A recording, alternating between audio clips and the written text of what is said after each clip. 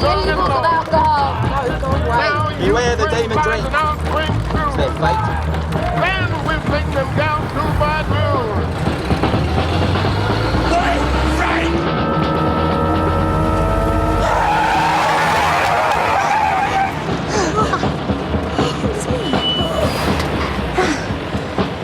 That was close, miss.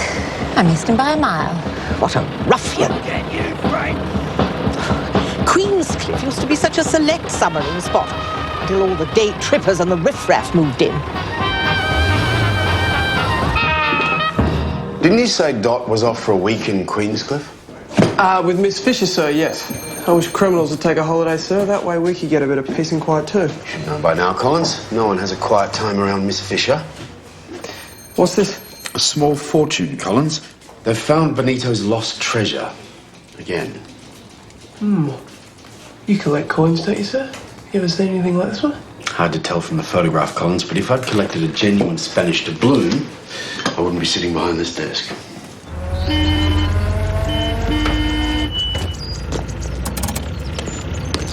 Sorry, Mrs. McMaster's not home for company at the moment.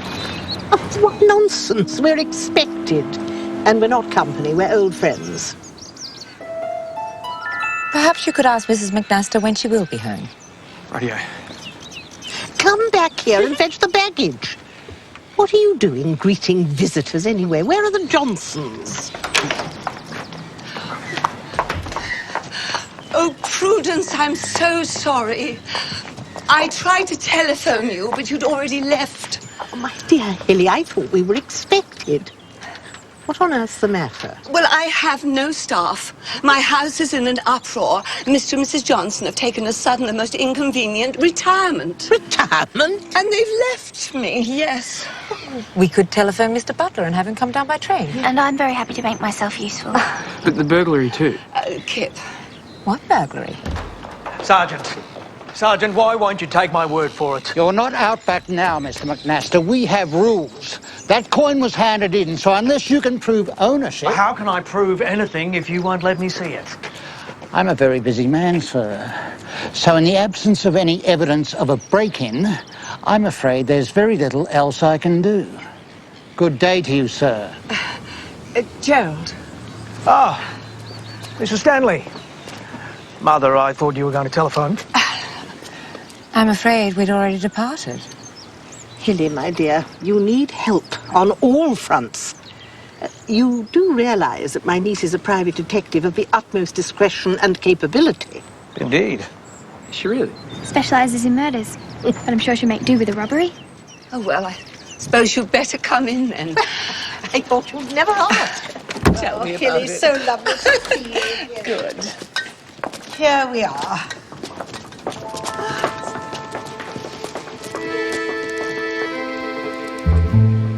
Perhaps we should leave the champagne in the boot, Dot.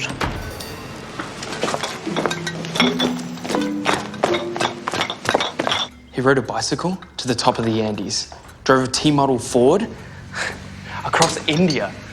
He's been attacked in jungles, lost in deserts, and once he even had to drink his own... That's enough, young man. Mr. McMaster's activities are his own business. More tea, thank you. Excuse my mess. It's been a while since my last trip. I always keep the study locked. And the key with you? Yes. There's a spare one hidden in a collar box in my bedroom. I didn't even realise my doubloon was missing until I read this morning's paper. Then when I checked, I found my entire coin box was gone. A doubloon? A souvenir of your London to Peru attempt? Yes, but the only one. We were flooded in. I had to abandon the Oldsmobile course. The foot of the Cordilleras. Yes. I remember reading about it. Really? You've an interest in exploration? I've dabbled.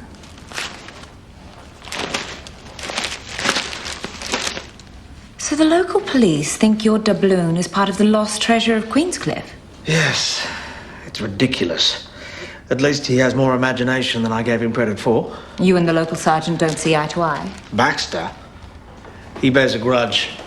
My mother's temperance chapter closed down his uncle's hotel a year ago. No mean feat to close down a watering hole in a fishing town. The Baxters were asking for trouble, doing a roaring trade every night after 6. Really? I can't believe you let the Johnsons go without notice. Since when do servants retire? It's a vacation, not a job. Where are those jade vases I gave you? Oh, they're in my bedroom, Prudence. They suited my new curtains beautifully. Ah.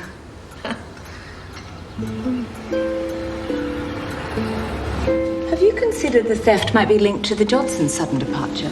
Well, I must admit, some things have been going missing lately, just small things. But the Johnsons have been devoted to us for years, especially Mother. What kind of things? Some pieces of silverware, some ornaments. Nothing like this.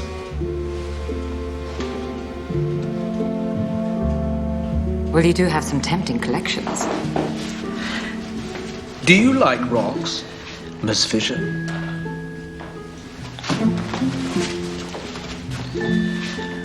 I found this on a beach in the Gulf of Carpentaria. It took thousands of years to create, and you can hold it in the palm of your hand. Anything else missing? Not that I've noticed. Although I move things around a bit when I'm cataloguing. Sometimes I could lose track. Yes, I can see that. Clive and Maura Johnson, thieves. One must never entirely trust one's own staff, Lily, no matter how loyal they may seem. But why would they suddenly start stealing from us after all this time? Perhaps they need money for some reason? Well, Mother knew them better than I did. Well, Clive and Maura weren't extravagant, and they were utterly respectable. They were the ones who introduced me to the Temperance Union. Oh, we have a thriving local chapter here, darling. You must come to a meeting. I must confess, Hilly, even I have my limits when it comes to the tambourine. Perhaps the Temperance Union landed them in some kind of trouble. I'm sure not everyone in town would agree with their views. Do you think Mr. McNaster would mind if I had a look in his library? Why don't you help me get the tea ready first? We'll need more sugar. Pantry?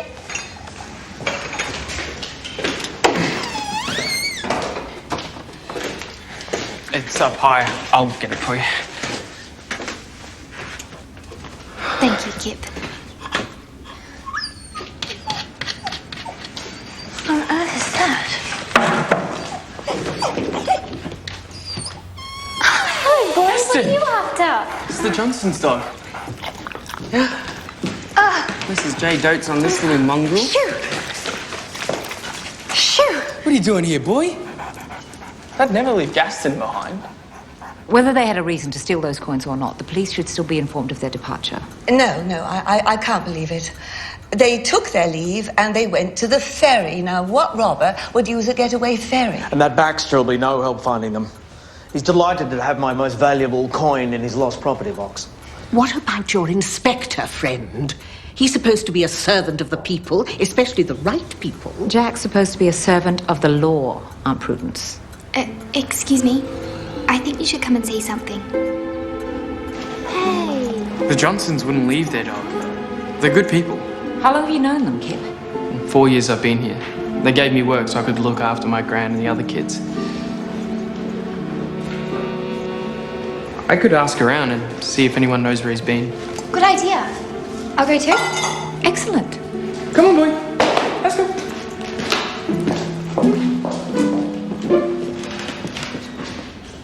Is that wise, miss?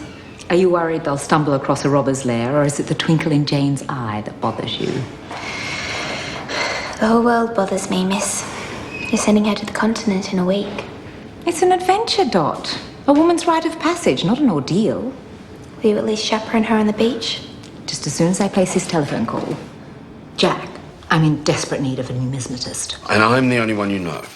I need your help with a fellow coin collector who's just been robbed of his doubloon. Anything like the one that's just washed up from Benito's treasure? Sadly, it's not pirate bounty. It was stolen from Aunt Prudence's good friends, the McNasters. Well, Gerald McNaster, he found a Spanish doubloon in Peru, didn't he? And his domestic staff have mysteriously disappeared. But it seems the local police have a grudge against the McNasters and are refusing to investigate the case at all. Well, I'm not sure what I can do from here. Gerald has no proof the coin belongs to him. We need some sort of archival evidence, an entry in a journal, a note from the museum. And I have nothing better to do with my time. Well, you might, but this is definitely more fun.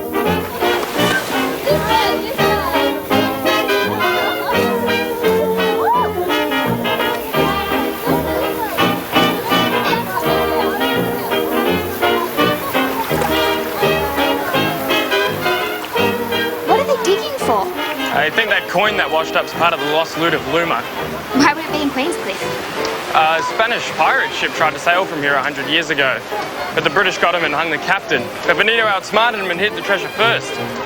Could be anywhere here. Buried in the sand, hidden in a cave. Over there. I believe there's something curious much closer to home.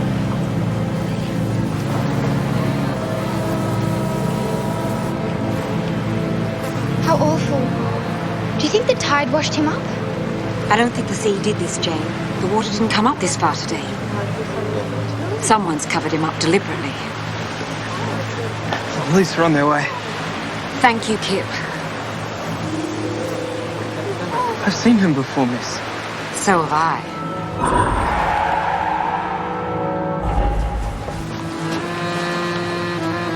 That's Frank the Fish. Fishmonger. Do you know him, Mr.? I'm Finlay Ellis. We both knew him, Wally and me. Frank used to crew on my boat. Had to lay him off a while back. A falling out. A couple of bad seasons, as it happens. Frank's had a rough himself since then. It's the demon drink. That's what's killed him. All right, thanks. Move along. Nothing for you to see. Constable, get these people to stand back, thank you. That's Mr. Johnson's. I'd know it anyway.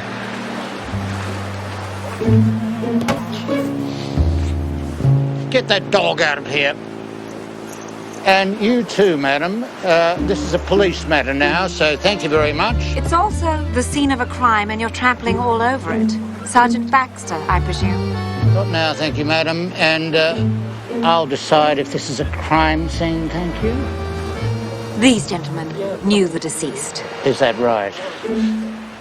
Then I'm sure that these gentlemen will be only too happy to remain here and assist with any identification after I peruse the body. Isn't that right, Mr. Ellis and Mr. Sterling? Happy to help, Sergeant. The skinny one was seen chasing him earlier this morning, and somebody covered up the body. I will conduct the inquiry, thank you, madam. Now, for the last time, can you please just go home?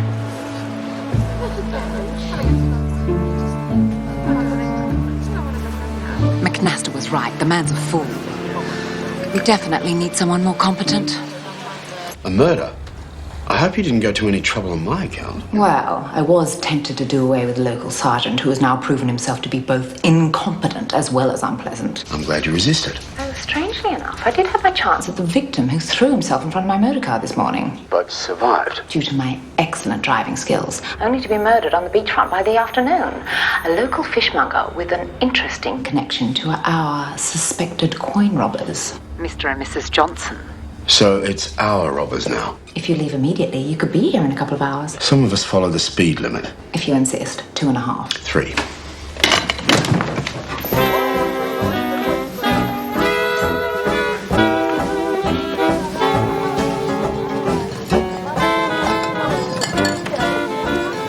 Oh, good afternoon, Dorothy. You're just in time, Mr. Butler. There's been a murder. Will that be one less for dinner then? One more, actually. Inspector Robinson is joining us too. Oh, you must be Kip. Dot told me all about you. Can I take your bag, sir? Oh, I can manage my bag. But this is for you. It's not new. It used to be mine when I started out in service many years ago. Thank you, Mr. Butler. Shall we?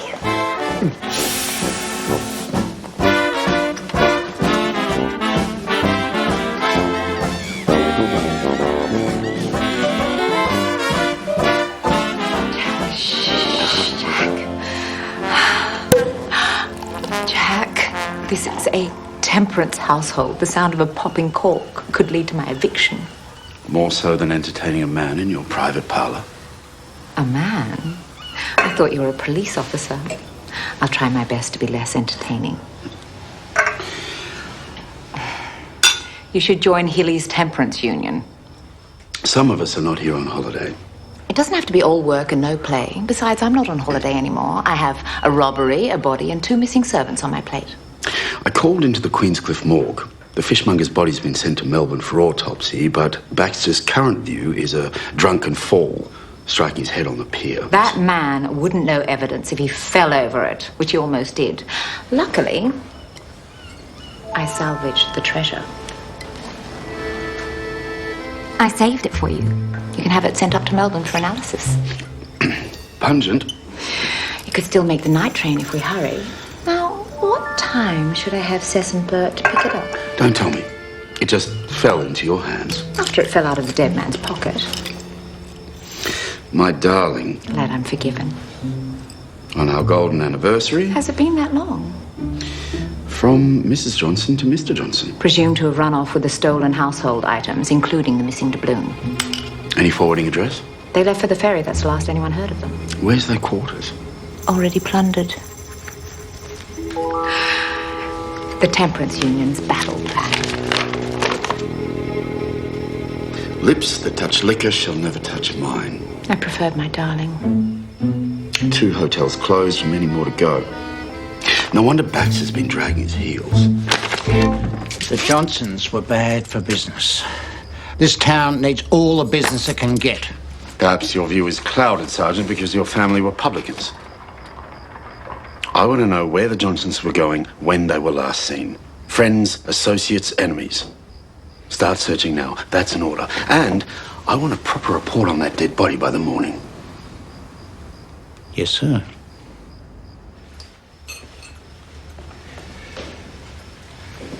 Very dashing, Kip. So, you think there's some connection between those terrible murders and the departure of the Johnsons? What? How could they have anything to do with a poor fishmonger? Mere speculation at this point, Mrs. Stanley. The police are looking into both matters. Oh, I see. Strange about the watch, though. What watch? Mrs. McNaster, I was hoping to speak with your son. Do you know when he's available? Oh, Gerald arrived home ages ago. He's in the study. He's still looking for the mould, I imagine. Mould? Well, I reminded him he took a cast of the Spanish doubloon, you know, the coin the police are hanging on to. So that would be proof of ownership? Yes, but he seems to have lost track of it. I found the photograph in the Geographic Annual. Unfortunately, I doubt there's enough detail to identify the doubloon. But your mother said that you made a mould? Well, yes. I made plaster casts of some of my collection for the Larco Museum in Lima. Perhaps we could help you look for them. Oh, don't worry, I've tried. But I'm afraid I've disposed of them. I've put out word in Melbourne in case it turns up on the black market, but I understand other coins went missing. Yes, my entire collection. Although nothing as rare as that particular doubloon. Did you notice anything unusual on your return? There was no supper laid out, and the household staff had gone. Eventually, Mother explained that the Johnsons had left. She was terribly upset. And then? I made some cocoa. We played a few hands of cards. I thought it may distract her, but it didn't seem to help. Which reminds me, I should see to Mother. Excuse me.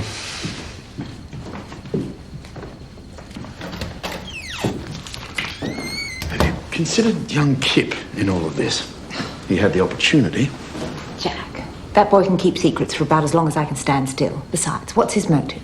Oh, the same as anyone else digging out there, the hope of an easier life. Then how do you explain the fisherman with the fob watch? Perhaps he wasn't acting alone. You said he knew the fishmonger. This is for you, Inspector. Thank you.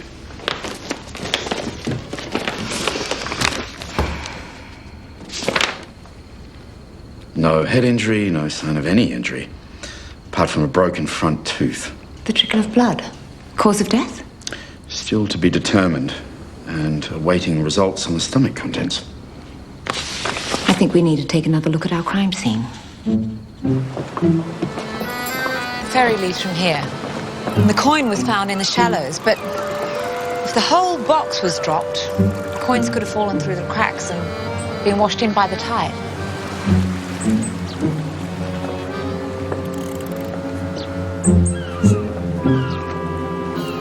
this stain look like to you? Blood? Fish, perhaps? There are no scales. Could have been here a while. Poured with rain the day before we arrived. This has been here 2 days at the most. We need to find out who moors here.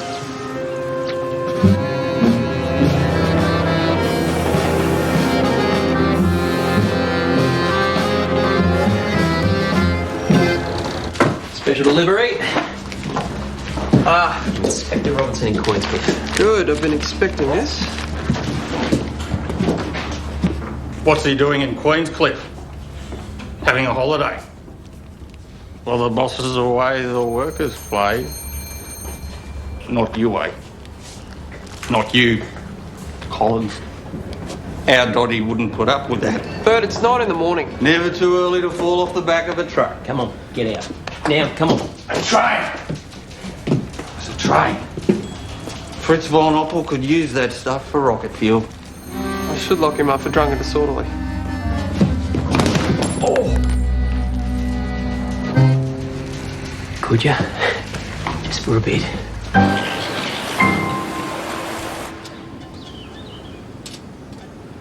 There seem to be quite a few items of silver missing. Oh, dear. We'll make a list. Mr. Butler, I know a good servant doesn't gossip about his employer, but what if it was something fishy? Something that might have to do with what Jane and me found yesterday. Jane and I. It's about Mrs. McNaster. Look, there are times when discretion needs to give way to common sense. It's about the dead bloke, miss. Mrs. McNaster used to buy a fish from him, but she used to pay him herself.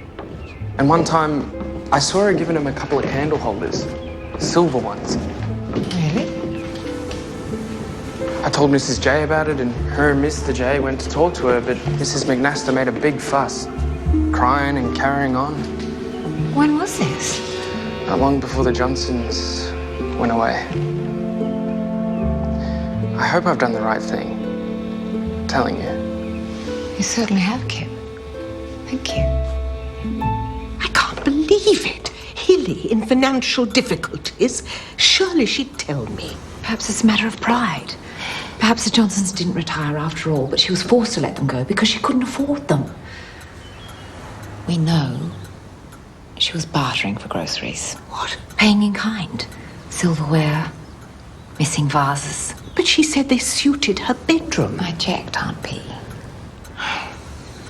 They were my wedding present to her. Exchanged for produce.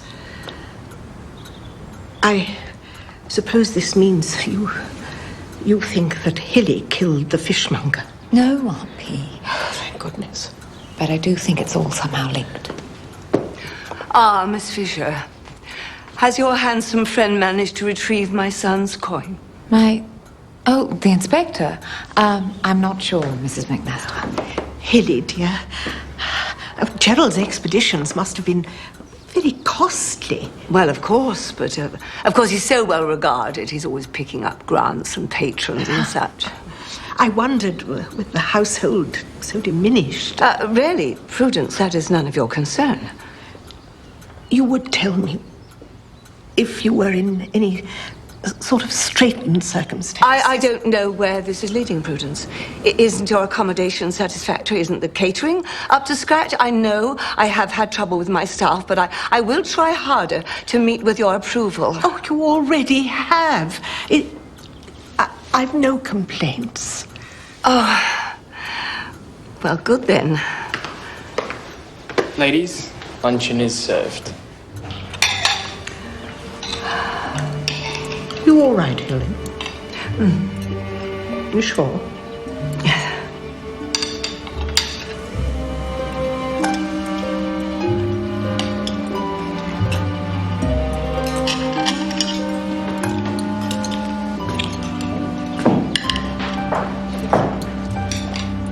Any luck with the Johnsons? Not yet. Seems they bought tickets for the ferry, but never caught it. And Sergeant Baxter's giving us the runaround as usual. He says he's shipped that coin off to Warrnambool for authentication at the Maritime Museum. Would you like something to eat, dear? No, thank you, Mother. I've lost my appetite.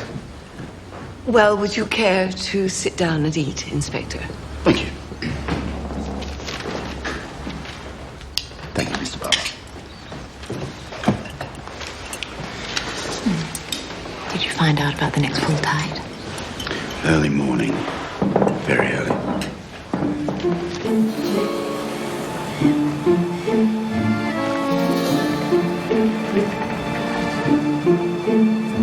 What took you so long? But I was as quiet as a mouse. Mouse who wears French perfume. I'll wear less next time. Is that the boat? Yes, they're tying up now. Let's go find a mouse hole.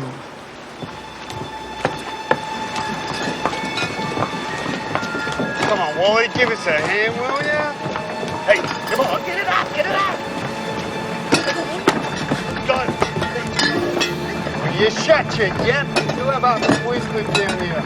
The dead fishmonger crewed for the big fellow. Wally, get the car. And that's the one I saw chasing him the morning we arrived. Going over.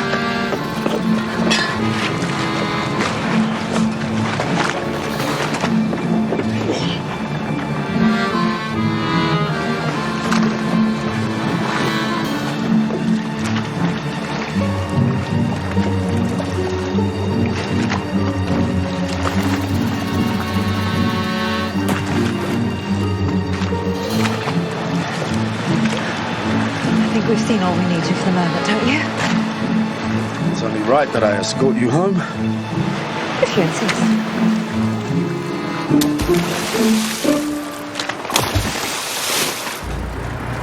The analysis shows it's a lot more potent than standard rum, sir.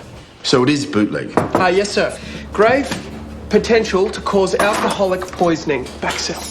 Collins? Yes, sir. I'll send it down for you right away, sir. Better still, Collins, come down and bring those reports with you. To Queenscliff, sir. I need someone on the ground I can rely on. Hey, no, not so fast. Collins? Oh, no, we're not wearing that. It was forced on us. We're only there to do a job. What's going on, Collins? No, it's nothing, sir. It's nothing. I'll be on the next train down. Thank you, sir. Goodbye. The bloke said it was cheap because it came straight from the brewery. No middleman. We didn't know it was bootleg. What bloke? It was some bloke. He collected a cartload from the guards van yesterday when we picked up the parcel for Miss Fisher. But this bottle was the parcel, so this isn't your grog. This was found on a victim in Queenscliff. Same bottle. Oh. Same grog. Flint's rum. Victim of what? We don't know yet. He only died yesterday.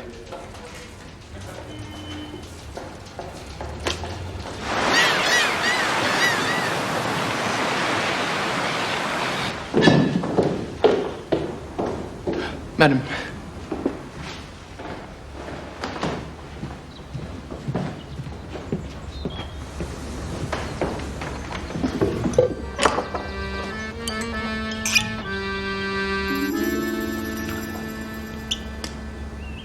Good morning. Oh, yes. Yes, I'm sure it is. I can't seem to find what I'm looking for. Morning, everyone. That is the dinner setting, Kip. We don't have a full-service breakfast setting. Oh, you're absolutely hopeless. Take off that uniform, go back to the scullery. You're not fit to be in polite society. He has improved, Hilly. Calm yourself, please. And the breakfast setting is incomplete, Mrs. McNaster. Oh, I'm so sorry. I'm not myself this morning. I will go and fetch Mrs. McNaster, bring her down back to breakfast again, and all will be forgotten. Morning, Jack. Morning. I'll help with the tea. So will I. That bottle we sent to Melbourne.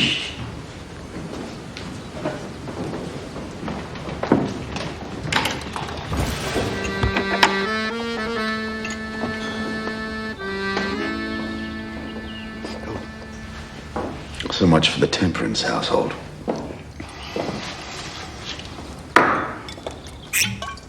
According to Collins, your friends Burt and Sess witnessed a crate load of those bottles arriving in Melbourne yesterday on the Queenscliff train. So now we need to find a link between those bottles and that clinking midnight cargo. Constable Collins is arriving to help us with inquiries this morning. I said we'd meet him at the pier. Good. Who knows what we might reel in.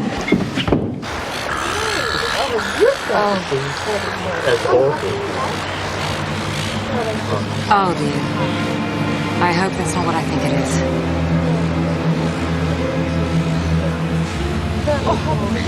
Oh, my lord, it's Moira and Clive Johnson.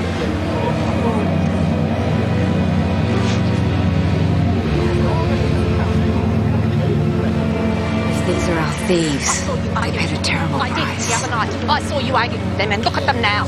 You've got something to do with it, didn't you? I'll take Ellis. I saw you with my own eyes. Yes, I did. Inspector Jack Robinson. I'm keen to know about the cargo you unloaded last night from the Canopy. I was heading home after our meeting when I saw them out here. It must have been after 8 because the ferry was already heading out. So Mr. Ellis's fishing boat was moored at the pier that night? Yes, this side where I could see. The boats were in, the tide must have been up. I don't know what you're talking about. I'm allowed to carry goods, and if I want to unload at night, well, that's my business, isn't it? All right, stand back. Is the blood on the pier your business as well, Mr. Ellis? Next to where you moor your boat? There's blood all over that pier. It's a working port. Fish, bait, blood. And corpses. What were you arguing about with Mr. and Mrs. Johnson the evening that they disappeared? They wanted a ride to Sorrento. I said no. There's a ferry, isn't there? They just missed it. They offered a decent fare, but I declined. I had other plans, like a drink with the lads. And I suppose you were drinking together when the fishmonger was killed as well. What are you trying to say? Those two were still alive when I left the pier. Ask any of my crew. Ask my deckhand, Wally. We may just do that, Mr. Ellis. In the meantime, please don't leave Queenscliff. I've got fish to catch and a boat to pay for. Morning, sir. Miss Fisher. Very timely, Collins. Certainly looks like it, sir. I'll go break the bad news. I should have stayed in my room. Now, Hilly, calm yourself. 2 more dead bodies. Isn't that a little excessive, Phryne, even for you? I didn't put in a request, Aunt Prudence. Were any of Gerald's coins found on the bodies? Apparently not. That's a relief. Hot, sweet tea will help. Thank you, Mr. Butler. They gave it back to me. They brought me in and simply handed it over, as they should have done 3 days ago. At least something good has happened. This doubloon, it's the only coin that means anything to me, Mother. The rest, they don't matter. Baxter didn't tell you about the murders, then? Murders? Try to relax. The Johnsons' bodies have been dredged up. Good Lord, that's hideous. How did they die? Laceration to the forearm from a large bladed implement and a major rear penetrative wound through the victim's stomach and liver. That would do it. And the wife?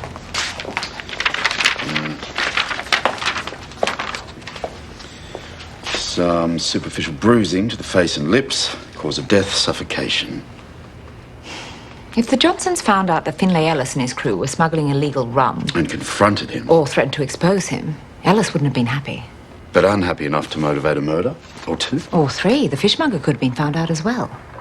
Local sales could just be the tip of the iceberg. Ships sail past here every day bound for America. We need to prove what Ellis has been up to. Let's hope Collins has found our middleman.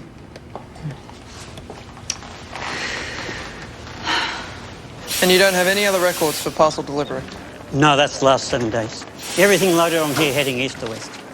Mm-hmm. Anything else I can help you with? No, that'll be all for now. Thank you, Mr. Edwin. But then I'm due on the 2:30. Happy to assist, Constable. That man was far too helpful. Some people have no difficulty cooperating with the police. Dottie. Would you excuse me, please, sir? No, go on. Look over here, Jack.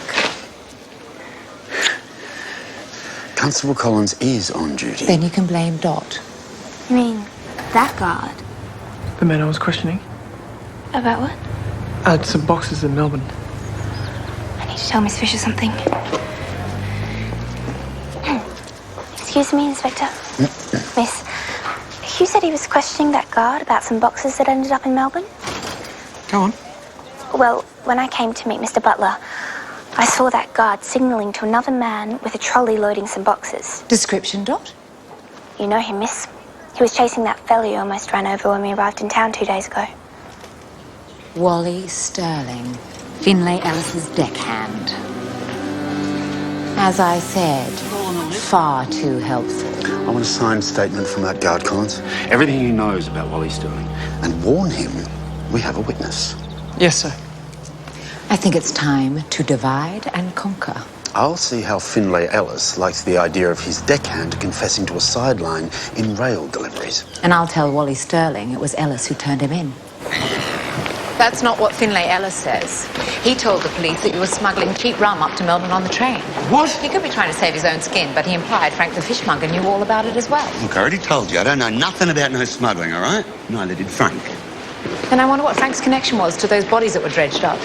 Well, Frank had nothing to do with that. Then how did he come across Mr. Johnson's fob watch? I heard the police found it in his pocket. The problem is, Finlay Ellis was seen arguing with those people, and now they're dead. I don't know anything about that.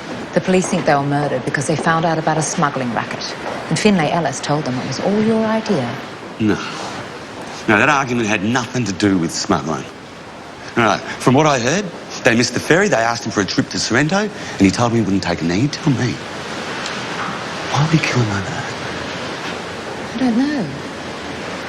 Perhaps you should ask Mr. Ellis yourself.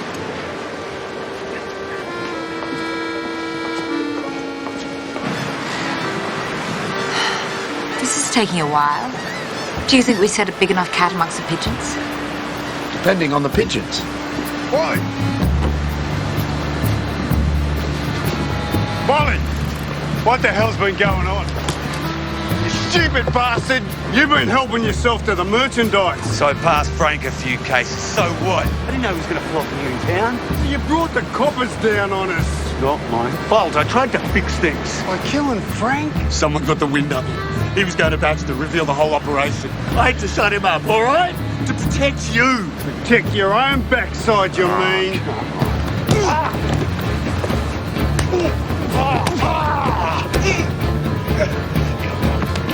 Come on. Come on.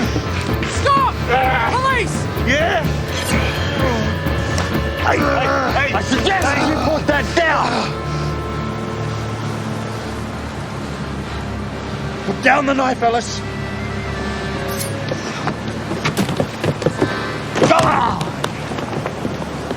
Don't try to get up. I don't want to ruin my heels. I'm arresting you for the murder of Frank McKay, also known as Frank the Fish. And you're being held under suspicion. I didn't kill Frank. Let me clarify. Suspicion of murdering Clive and Moira Johnson. I didn't kill anyone. Move. There are numerous witnesses to your argument, and it was clearly about more than just a ferry ride. Half the town hates them. With their protests and their preaching. But what they were going on about made no sense. What were they going on about? They were blaming me for Mrs. McNaster being in a bad way. Said it was my fault for supplying her with the drink. You didn't know it was Frank's sideline, did you? He let you down, just like Wally Sterling did. Frank was a fool. But he didn't deserve to die like that. Like what? Dead drunk from illicit rum? What do you mean choking on a bottle that was shoved so far down his throat it broke his teeth?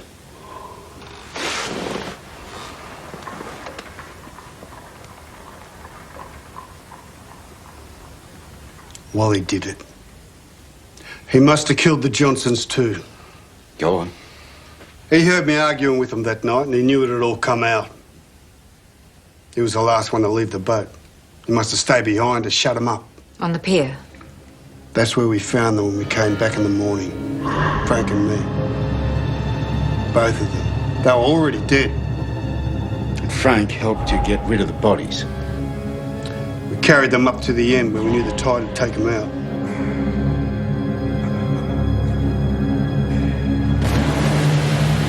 So if Wally Sterling killed the Johnsons, where did you get that knife? The one we saw you throw into the water? I found it on the pier. Same time we found the bodies. Constable. Take Mr. Ellis down to the cells, thank you.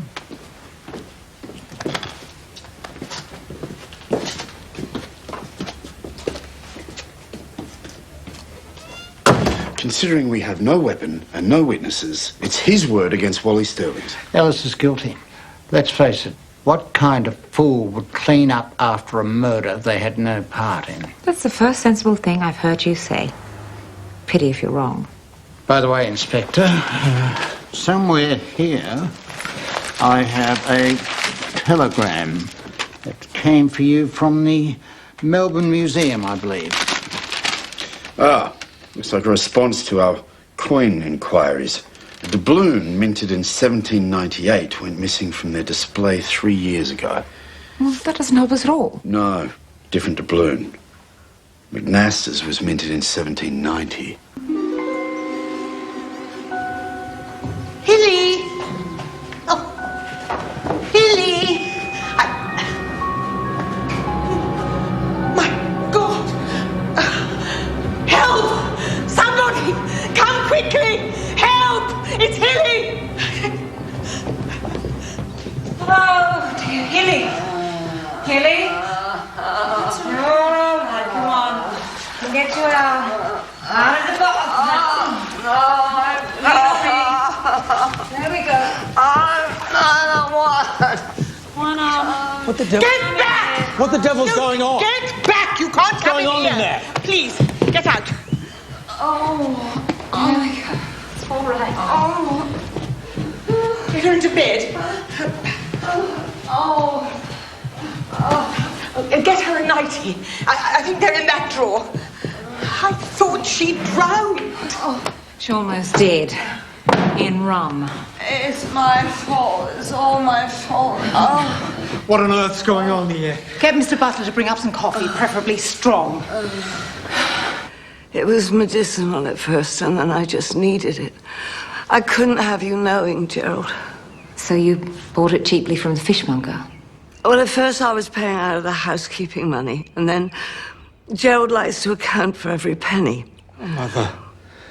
So that's where all the ornaments and the silverware were going? Well, the fishmonger said he'd tell everybody what a hypocrite I am. I had to pay him as best I could. And the Johnsons? Well, they found out about it. They tried to help me, they did, and then I lapsed. Once too often, and they just resigned. And you insisted on the dignity of at least paying them with Gerald's coins. Well, I couldn't let them go with nothing after all those years of service, and they'd been so good to me. I had no idea the money, the corner you were in. So, the night the Johnsons left, you'd been drinking. That's what was wrong with you. You should have told me. I'm sorry, Gerald, it just got out of hand. And I remember sitting down to bridge, and it's all a blur. The cards and the cocoa, I just can't remember any of it. Kip, on the night the Johnsons left, Gerald made cocoa for his mother. What time was that? Cocoa, miss? I don't understand. He said he made a cup for his mother. I don't reckon so. See, of an evening I'm meant to go home, but there's no room at my grand's, so the Johnsons let me sleep in the pantry. And I would have known if anyone was at the stove. Dot, do you suppose Hugh brought along his bathing suit? I can ask, miss.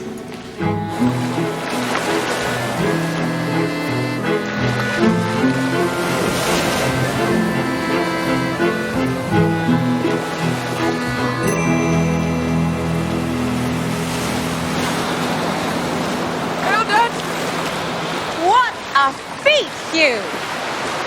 Worthy of a bronze medallion. Well done, Collins. You were under for ages. I thought you drowned. Toledo dagger. Looks like a collector's piece.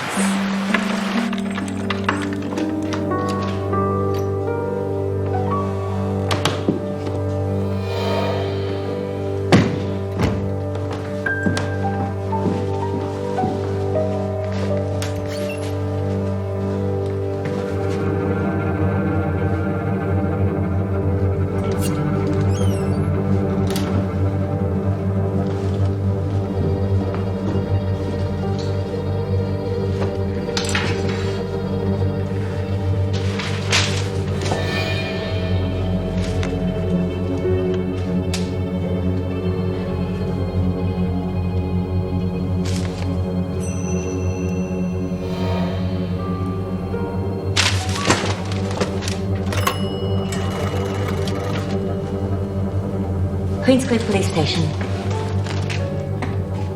Jack, the dagger belongs to Gerald. So how did it get to the pier? I'm not sure he's being entirely truthful with us. He lied about making his mother cocoa the night of the theft. Why would he do that? Perhaps he was busy doing something else. Chasing up his missing doubloon, for example. Or doubloons, plural. Do you happen to have the telegram handy? Yes. What year was the museum's doubloon minted? 1798.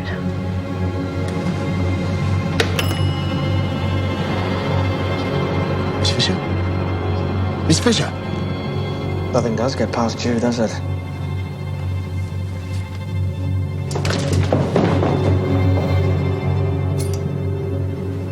You already had a doubloon. Why steal the museum's one? They deserved it. They refused to fund me because I couldn't promise to bring back more precious curios for their glass cabinets. As if that was ever the aim of true adventuring. What about the Johnsons? You took their lives for a box of coins. Those coins were mine.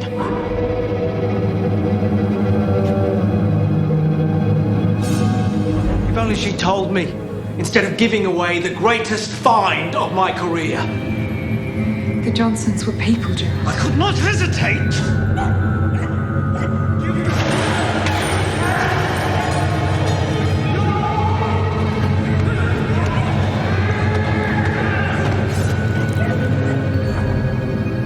Hesitate out there, and you're finished. All he had to do was hand them over. But he wouldn't. I held her down.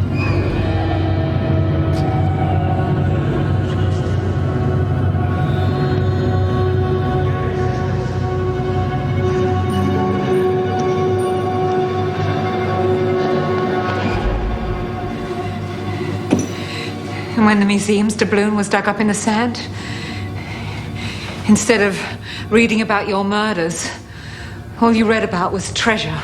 It was my reprieve. That's all I need, Miss Fisher. One last reprieve. Miss Fisher!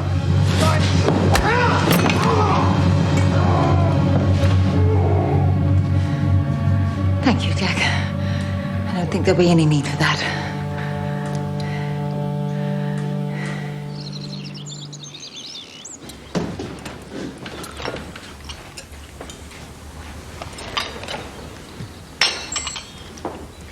More tea, madam? Oh, no, thank you. The motor car is packed, miss. Thank you, Mr. Butler. The inspector had to leave? He's gone back to Melbourne to return the illicit doubloon to the museum. I must confess to some relief. I don't think I could face him after the arrest of my son. Oh, Prudence. You know, I was never good enough for Worley Grammar, and this just proves it. Oh, what nonsense. No, it's true. For this to happen with my son, and now you know the worst about me, let alone poor Gerald. Hilly, do you remember those hours spent over Virgil? Omnia vincit amor. Love conquers all. I'm going to stay on here a few days, and we'll face society together. Thank you. Yeah.